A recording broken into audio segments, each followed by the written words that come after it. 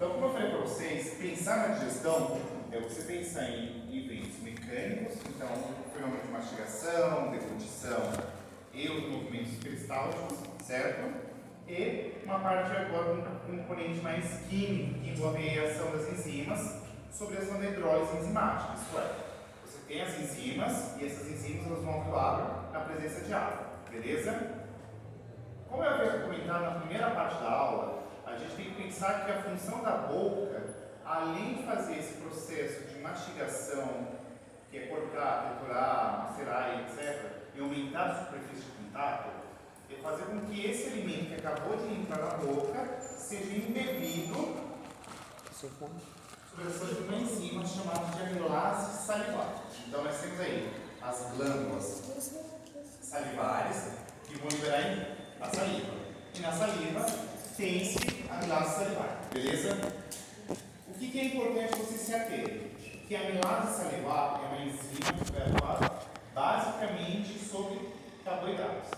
Então, o exame vestibular, ou qualquer prova que vocês façam, pergunta essencialmente o seguinte: tá, aonde que começa a digestão propriamente dita? Começa-se na boca. No entanto, a única coisa que é de fato digerida na boca são os carboidratos. Vou ter digestão de ácidos nucleicos? Não. Vou ter digestão de gorduras? Não. Terei digestão de lipídios? Não. Somente carboidratos. E aí, nesse caso, a enzima é a amilase salivar, beleza? Além disso, é extremamente importante vocês se atentarem que na boca o pH ele é neutro. Então, muito provavelmente, vocês aprenderam a escala de pH na disciplina de química. Sim ou não? Vocês entendem o conceito do que é o pH? Então, basicamente é o seguinte, ó. A gente tem uma escala que ela vai de 1 a 14, beleza? E a escala de pH, ela vai mensurar a concentração de prótons de hidrogênio, tá? Então, a quantidade de hidrogênio que você vai ter no meio vai te determinar o potencial hidrogeônico, ou comumente conhecido como pH, beleza? O pH, que é essa escala que vai de 1 a 14, ela vai ser subdividida da seguinte maneira, ó. Nós temos aqui um valor médio, que é o valor 7, e esse valor aqui, a gente vai falar que o pH ele é neutro, beleza? Tudo que estiver entre 7 e 14, nós chamaremos de alcalino ou básico, beleza? E tudo aquilo que estiver abaixo de 7 e indo até 1, nós chamaremos de meio ácido, beleza? Tranquilo?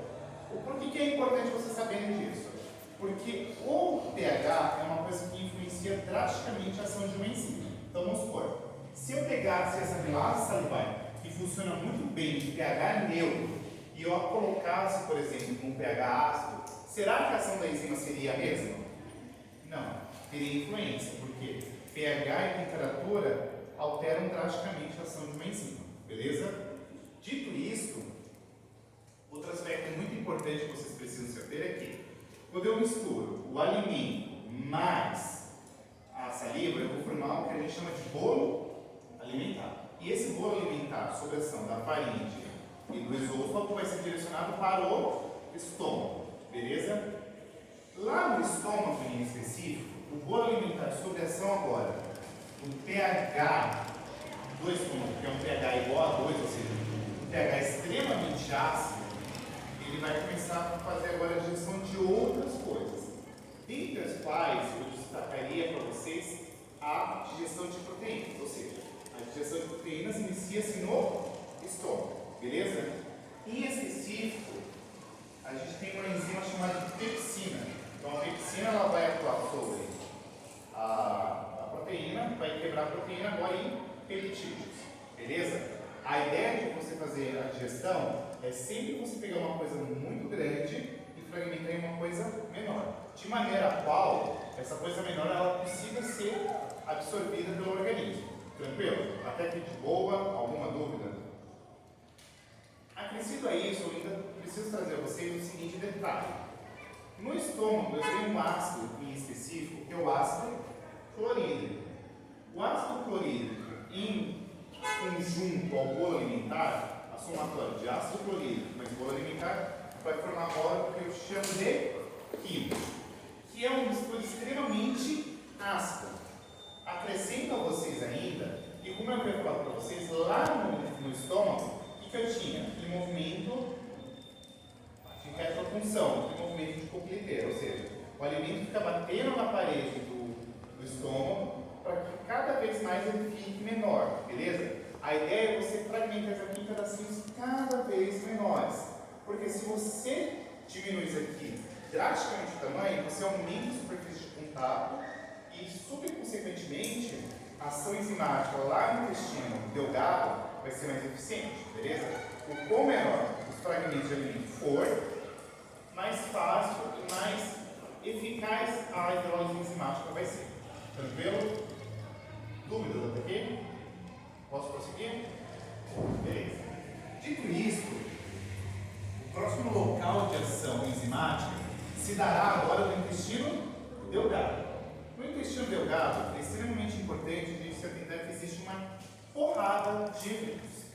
E quando eu digo uma porrada de eventos, é uma porrada de eventos mesmo. Porque você vai ter várias coisas que são liberadas ali. Dentre as quais é está o primeiro o seguinte: o intestino delgado, ele é extremamente longo, mas um dererê mesmo, parte mais substancial do processo digestivo, acontece nos 25 centímetros iniciais, que é uma porção que a gente chama de duodeno. Lá no duodeno, que é uma parte do intestino delgado, é onde que acontece a digestão radicular mesmo. Por quê? Nós temos três coisas que vão ser ligadas lá. A primeira é o suco pancreático, a outra é o suco entérico, e nós também temos os sais biliares, ou simplesmente você pode pensar aqui na bile. O que é essas coisas? Vamos entender. O suco pancreático nada mais é que um conjunto de várias enzimas que são produzidas pelo pâncreas. Entre as quais eu destaco para vocês o seguinte, ó. Amilase pancreática. A amilase salival atual sobre o que mesmo? Carboidratos, né? Então, a amilase pancreática, por consequência, fará sobre quem? Carboidratos. Tranquilo? Check? Nós temos a lipase pancreática. Lipase chama de quê? Lipídio, gordura. Tranquilo? Então vai atuar sobre a digestão de gorduras. Ou seja, você pega uma gordura e você transforma em ácidos graxos. E tem essa tripsina, que vai ser uma enzima que vai atuar basicamente sobre proteínas. De boa? Difícil, né? É um monte de enzima. Mas ó, é intuitivo. Amilase, carboidratos, lipase, lipídios, tripsina, proteínas. Acrescido a isso, nós também temos o suco entérico, ou seja, são enzimas produzidas pelo próprio intestino delgado, dentro do qual eu posso comentar aqui maltase, peptidases, lipases, proteases, DNases, RNases, ou seja, são enzimas que vão atuar em RNA, DNA, proteína, gordura e por aí vai, tá bom? Não menos importante, vocês precisam se ater também que eu comentei na primeira parte da nossa aula que existia a presença de um órgão chamado fígado, certo? E o fígado, por sua vez, produzia uma substância chamada de bile. E a bile ela vai fazer o quê? A bile ela vai emulsificar gorduras. Aí você vai falar, mano, o que é esse demônio que você quer falar com emulsificação? A emulsificação é o seguinte: é você atuar como se fosse um detergente, ou seja, você vai fazer com que essa gordura ela fique cada vez mais fragmentada, ela vai formar estruturas que nós denominamos como micelas. Seria quase que equivalente a você imaginar o seguinte, ó. Tem uma bolha enorme de gordura, beleza? E sob a ação da lipase, você vai formar pequenas bolinhas que nós denominamos como micelas. Pensem comigo. Vocês acham que é mais fácil eu atuar enzimaticamente nesse ou nesse? O de baixo, certo? Então a bile ela vai fazer com que essa gordura que está muito grande seja fragmentada em pedaços menores, que a gente chama de micelas, de maneira qual tanto a lipase pancreática quanto a lipase entérica atue de maneira mais significativa. Beleza? De boa, gente? Um aspecto que merece destaque ainda para vocês saberem é o seguinte: lá no intestino delgado, diferentemente do estômago, o pH ele vai ser alcalino, ou seja, vai ser um pH básico, ou seja, acima de 7. Ele é igual a 8 aproximadamente. Beleza? Valendo-se ainda que a gente não formou o quimo lá no estômago. Esse quimo agora, sobre as sais biliares que são produzidas aqui no intestino delgado, ele vai se transformar agora num rolê que a gente chama de quilo. É importante saber o que é rolê alimentar aqui no quilo? Sim, porque a FUVEST e o Inter que adora perguntar isso. Tá? Até que de boa, tá dando para entender o raciocínio, gente? Sejam sinceros. Qualquer coisa eu retomo aqui a explicação. A pessoa está explicando tranquilo, você tem que assistir mais vezes, né, para pegar. Tá dando para entender, gente? É sério. Não, entender eu tô entendendo, mas... Bula alimentar é a comida com a Saliva. O quimo é o bolo alimentar mais o ácido clorídrico. E o quilo é o quimo mais os sais biliares. Beleza? Tranquilo? Na verdade, não é nem sais biliares, perdão, tem que fazer uma ressalva. Na verdade, são os íons bicarbonatos. Você tem uma presença de íons bicarbonatos que vai alcalinizar o meio, tá? Não são os sais biliares. Então, peço perdão. E os sais que estão ali presentes, os íons bicarbonato. Tá bom? Perdão. Estava pensando nos sais biliares com o emulsificador. Beleza? Isso. É você pensar. Isso. Beleza? Agora esse quilo, o que é importante você se atentar? Uma parte da absorção desses pequenos nutrientes resultantes da digestão são absorvidos ali no intestino delgado, são direcionados, por exemplo, para as células, ou vai para o órgão de estoque, etc. Agora, em específico, no intestino grosso, o que vai acontecer ali em especial? Teremos a seguinte situação. Vocês terão uma intensa reabsorção d'água, que eu posso perder água nas fezes? Eu até perco. Mas é ideal perder muita água? Não, porque a gente sabe que a água é importante para que aconteçam essas reações químicas dentro do nosso corpo. Então, lá no intestino grosso acontece a reabsorção da água, você tem a absorção de vitaminas que são produzidas por bactérias presentes no próprio intestino grosso, e ali, esse quilo, agora, ele vai sofrer um processo de ressecamento. Por quê? Junto com as fibras que estão presentes ali, a gente forma o bolo fecal. E o bolo fecal ele é direcionado ao reto, e do reto ele é expelido pelo ânus. Tranquilo? É extremamente importante ainda conhecer a vocês dois detalhes que merecem atenção. No estômago. Provavelmente você já deve ter tido alguma situação familiar no qual o parente foi para churras, mas não tinha comido nada e começou a beber todas. E aí, tipo, depois de meia hora, uma hora, já tinha dado PT total. Já teve algum caso assim na família de vocês? Depois de uma hora, da pessoa bebendo, ela já estava de louca para lá do guarda-chuva ou não? Vocês nunca viram ninguém numa situação dessa? Provavelmente vocês já tenham visto. Vocês sabem por que acontece isso?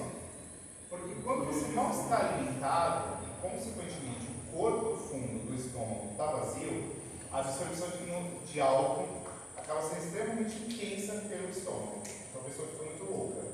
Então sabe aquele rolê que às vezes, não sei se alguém de vocês falou, mas a minha já falou.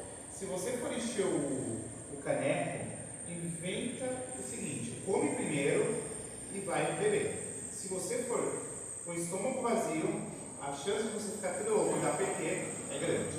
Porque você tem uma intensa absorção de álcool pela parede do estômago. Tá? Bem, é difícil o sistema digestório? Não, é bem simples.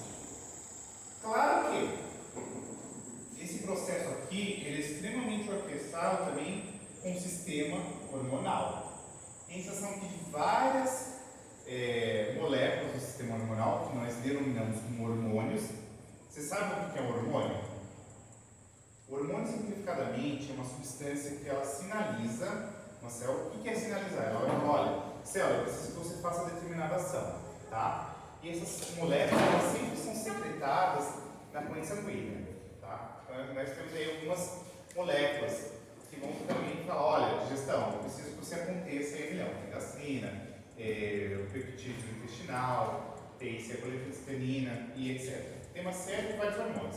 Por hora, eu não irei cobrá-los, mas na aula do sistema hormonal, propriamente dito, eu vou fazer menção a eles. Mas, ó, é extremamente importante vocês se atentarem que todo esse processo que eu resumi simplificadamente, porque tem outras minúcias por detrás, são regulados tanto hormonalmente quanto pelo sistema nervoso. O sistema nervoso e o sistema hormonal regulam todo esse processo, tá bom? Tranquilo?